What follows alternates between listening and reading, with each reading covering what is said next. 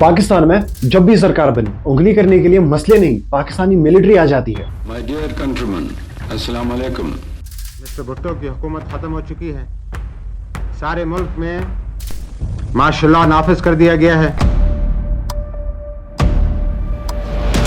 Pakistani army को एक interesting नाम भी दिया है, state with in a state. क्योंकि पाकिस्तानी मिलिट्री लोगों के लिए नहीं, प्रॉफिट के लिए काम करती है, पैसा कमाती है और वो पैसा अपने ही ऑफिसर्स में बांट देती है। पाकिस्तान और हिंदुस्तान की आजादी में सिर्फ एक दिन का फर्क है। दोनों कंट्रीज में डेमोक्रेसी चल रही है। फिर पाकिस्तानी आर्मी ने स्टेट के अंदर ही एक अलग स्टेट कैसे बना ली? ये प्लान है, इमरान खान को जेल में डालना है, खौफजदा करना है। 14 मई 1907 मीरदाद खान और जुलेखा बीबी के घर एक बेटे का जन्म होता है और ये इसका नाम रखते हैं मोहम्मद अयूब खान। मोहम्मद अयूब खान के बारे में बहुत सी बातें करनी है, लेकिन शुरू करेंगे इनके बचपन के एक किस्से से। शायद इससे आपको समझ आए इस एपिसोड में आगे क्या क्या सुनने को मिलेगा। अयूब खान खैबर पख्तून के एक गांव रेहाना में पैदा हुए। इनके वालिद मीरदाद चाहते थे ये एक हाफिज कुरान पढ़े। अयूब खान 4 साल के थे जब इन्हें पहली बार दरसगाह भेजते हैं।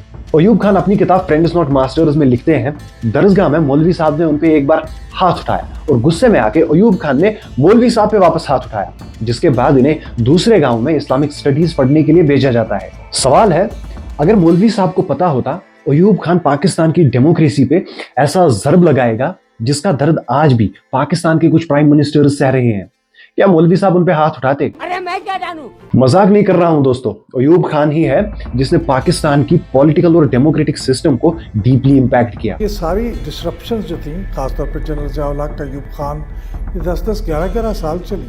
अगर आप एक रीडर है, आर्टिकल्स और ब्लॉग्स आपको पढ़ना अच्छा लगता है, डॉन न्यूज़पेपर ने 2016 में एक आर्टिकल पब्लिश किया था जिसका टाइटल है what they never tell us about Ayub Khan's regime। Asia society भी एक ऑर्गेनाइजेशन है जो एजुकेट करती है एशिया कॉन्टिनेंट के बारे में। इनका भी एक आर्टिकल है पाकिस्तान अ पॉलिटिकल हिस्ट्री। मैं आपको रिकमेंड करता हूं आप इन आर्टिकल्स को पढ़ें ताकि इस एपिसोड में जो भी हम डिस्कस करेंगे उसमें कोई शक की गुंजाइश ना रहे। अब मैंने ऐसा क्यों कहा? पाकिस्तान में डेमोक्रेसी की जो भी आज हालत है उसका जिम्मेदार जनरल अयूब खान को समझा जाता है। पहले तो हम पाकिस्तान की डेमोक्रेसी की हालत देखते हैं। जिन्ना की डेथ के बाद ना तो पाकिस्तान में जिन्ना की लेवल का कोई पावरफुल पॉलिटिशियन आया, ना तो मिलिट्री ने आने दिया। 1947 से पाकिस्तान में 29 प्राइम मिनिस्टर्स आए। आज की डेट तक ऐसा कोई प्राइम मिनिस्टर नहीं जिसने अपने 5 साल पूरे किए हो। किसी को मार दिया गया, किसी का तख्ता पलट दिया, इतने बड़े बड़े पॉलिटिशियंस को मार दिया गया है और आज तक इनकी इंटेलिजेंस ये पता नहीं लगा पाई प्राइम मिनिस्टर को मारा किसने। इमरान खान जो थे, इन्हें रैली में गोली मार दी थी, ये आज तक शूटर को नहीं पकड़ पाए। अब आप बताइए क्या ये पॉसिबल है बिना किसी स्ट्रॉन्ग बैकिंग के पीएमएस पे गोलियां चलाना, बड़े बड़े पॉलिटिशियंस को मार गिराना? पाकिस्तान के पहले प्राइम मिनिस्टर लियाकत अली खान, पाकिस्तान की पहली और आखिरी female prime minister Benazir Bhutto, दोनों को पब्लिक रैलीज में गोलियां चला के कत्ल कर दिया गया। ऐसा करने के लिए या तो दूसरी कंट्री की बैकिंग चाहिए या तो मिलिट्री की। पाकिस्तान में अगर जीडीपी की बात की जाए तो पूरी दुनिया में 42nd रैंक पे आता है, लेकिन अगर पाकिस्तानी मिलिट्री स्ट्रेंथ की बात करें तो पाकिस्तान 7th रैंक पे आता है। एक इंटरेस्टिंग और हैरान कर देने वाला फैक्ट आपको बताता हूं। 1993 से 2006 के बीच पाकिस्तान की सरकार ने जो भी पैसा खर्च किया उसमें से 20% आर्मड फोर्सेस पे खर्च किया गया था। मतलब पूरे बजट का 1/5। सोचिए अगर इतना सारा पैसा हॉस्पिटल्स, एजुकेशन या जॉब जनरेशन पे खर्च किया होता, क्या पाकिस्तान की इकोनॉमिकल कंडीशन ऐसी होती? Pakistan is in crisis. Pakistan's economy is sinking. It has no option but to seek a bailout. Pakistan was once hailed as a country that could be an economic rival to its neighbor India, but it's falling further and further behind.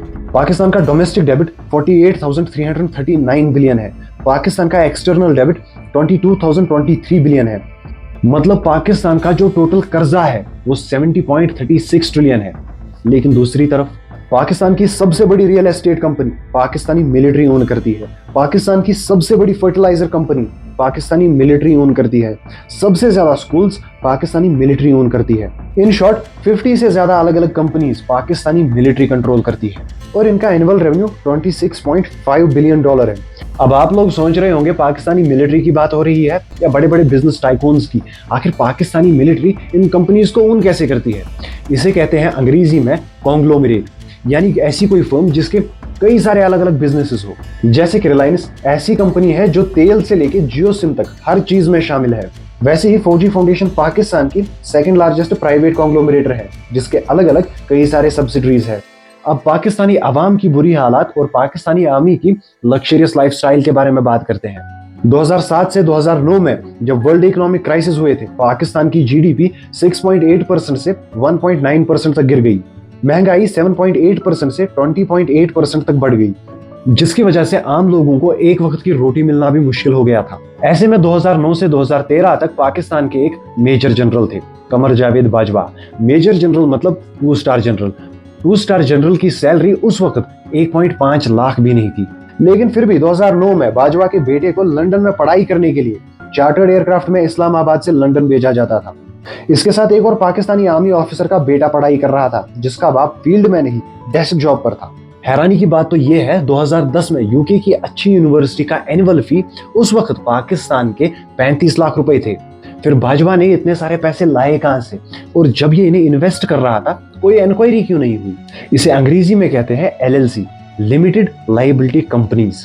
ऐसा समझो ये LLC companies banks की तरह काम करती है, जिन्हें कई सारी कंट्रीज में बनाया गया है, जैसे USA, UK, सिंगापुर, दुबई। इन कंपनीज में बड़े बड़े अमीरजादे अपना पैसा छुपा के रखते हैं और उनका नाम नहीं दिखता, उनकी पहचान एनोनिमस रहती है। LLC का काम ही है लोग अपने एसेट्स को एनोनिमसली वहां रख सके, और शायद पाकिस्तान के अमीरजादे भी इसी चीज का फायदा उठाते हैं। लेकिन यहाँ भी एक बड़ा कंफ्यूजन है। फौजी फाउंडेशन से पाकिस्तानी आर्मी अपने ही लोगों को तो लूट रही है, मगर फिर भी फौजी फाउंडेशन से उतना पैसा नहीं आएगा जितना पाकिस्तानी आर्मी के पास है। फिर ये पैसा आया कहां से? शायद इसी सवाल का जवाब ढूंढने निकले थे जुल्फकार अली भुट्टो। 1971 से 1973 तक पाकिस्तान के प्रेसिडेंट रहे। 1973 से 1977 तक पाकिस्तान के प्राइम मिनिस्टर रहे।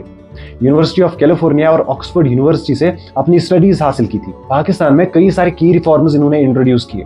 लेकिन पाकिस्तान में जब भी कोई प्राइम मिनिस्टर डेवलपमेंट की बात करता है, पाकिस्तानी आर्मी का ईगो हर्ट हो जाता है, और सेम जुल्फकार अली भुट्टो के केस में हुआ। उन पे कई सारे फेक चार्जेस लगाए गए, मर्डर केस, बगावत, defines of court orders, illegal detention. Pakistani army में जो सबसे बड़ी पोस्ट है वो है चीफ ऑफ आर्मी स्टाफ, और उस वक्त chief of army staff Ziaul हक थे, जो जुल्फकार अली भुट्टो की गवर्नमेंट को डिसॉल्व करते हैं और पूरी कंट्री में मार्शल लॉ लगा देते हैं। मतलब पूरा कंट्रोल अपने हाथों में ले लेते हैं। मिस्टर भुट्टो की हुकूमत खत्म हो चुकी है, सारे मुल्क में मार्शल लॉ नाफिज कर दिया गया है। इतना ही नहीं, जियाउल हक ने एक ही वक्त में चीफ ऑफ आर्मी स्टाफ और प्रेसिडेंट ऑफ पाकिस्तान दोनों पोजीशंस को कंट्रोल किया। और फाइनली 4 अप्रैल 1979 फेक चार्जेस पे जुल्फकार अली भुट्टो को फांसी दी जाती है। और इसी वजह से पाकिस्तान की हिस्ट्री में जियाउल हक को क्रूअल डिक्टेटर माना जाता है। कई लोग मुझसे ये सवाल भी पूछ सकते हैं, आखिर मुझे कैसे पता ये फेक चार्जेस थे? 8 मार्च 2024 को सुप्रीम कोर्ट ऑफ पाकिस्तान ने एक्सेप्ट कर लिया जुल्फकार अली भुट्टो के साथ उस वक्त नाइंसाफी हुई थी। भुट्टो को उनका constitutional right of fair trial नहीं दिया गया। भुट्टो की फांसी को जुडिशियल मर्डर कहा गया। अब ये तो 90s की बात है, लेकिन पाकिस्तान में आज की डेट में भी ऐसा ही चल रहा है। नवंबर 2022 की बात है, इमरान खान पे प्रोटेस्ट में गोली मारी गई जो उनके पैर पे लग जाती है, और इमरान खान का कहना है उन्हें मारने की कोशिश की जा रही है, वो भी पाकिस्तानी आर्मी के द्वारा। ISPR साहेब जापे के दारा अपनी काली भेड़ों के खिलाफ एक्शन लेता है, वो अपनी क्रेडिबिलिटी बेहतर करता है। इस आदमी ने 2 दफा मुझे कत्ल करने की कोशिश की, और जब भी इन्वेस्टिगेशन होगी मैं ये साबित करूंगा कि ये वो आदमी था और इसके साथ एक पूरा टोला है। हर बुराई की जड़ किसी न किसी वजह में होती है। अब समझते हैं पाकिस्तान में जो भी बुराइयां चल रही है उनकी वजह अयूब खान को क्यों समझा जाता है। पाकिस्तान की आजादी के बाद 1951 में अयूब खान को पाकिस्तानी आर्मी का पहला कमांडर इन चीफ बनाया जाता है, लेकिन 1956 में जनरल अयूब खान कॉन्स्टिट्यूशन को सस्पेंड कर देता है। यह कॉन्स्टिट्यूशन डेमोक्रेटिक सिस्टम को सपोर्ट करता था, और अयूब खान अपनी मर्जी का सिस्टम इंप्लीमेंट करता है जो मिलिट्री डोमिनेंस को फेवर करता है। समझती है कि हम इस मुल्क के मसाइल को हल कर सकते हैं, ये बिल्कुल गलत बात है। वो इसके लिए ट्रेन नहीं होते।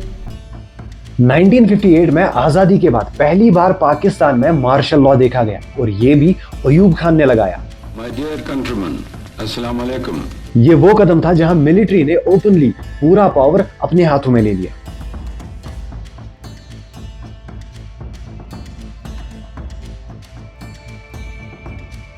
अयूब खान ने अपने रूल को बेसिक डेमोक्रेसी सिस्टम का नाम दिया, जहां वो डायरेक्टली अपने डिसीजंस लेता था।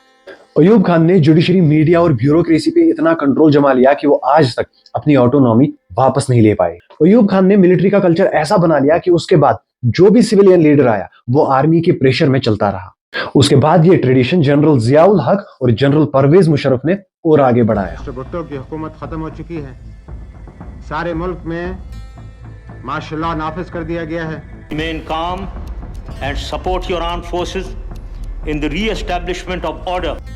अब मसला सिर्फ मिलिट्री डिक्टेटरशिप का नहीं, पाकिस्तान के ऊपर इतना ज्यादा लोन है जो वहां के आम लोग चुका रहे हैं और ये बड़े बड़े पॉलिटिशियंस, मिलिट्री ऑफिसर्स उस लोन से अपना घर बना रहे हैं। इस पर हम डिटेल्ड बात करेंगे इस सीरीज के एपिसोड 2 में।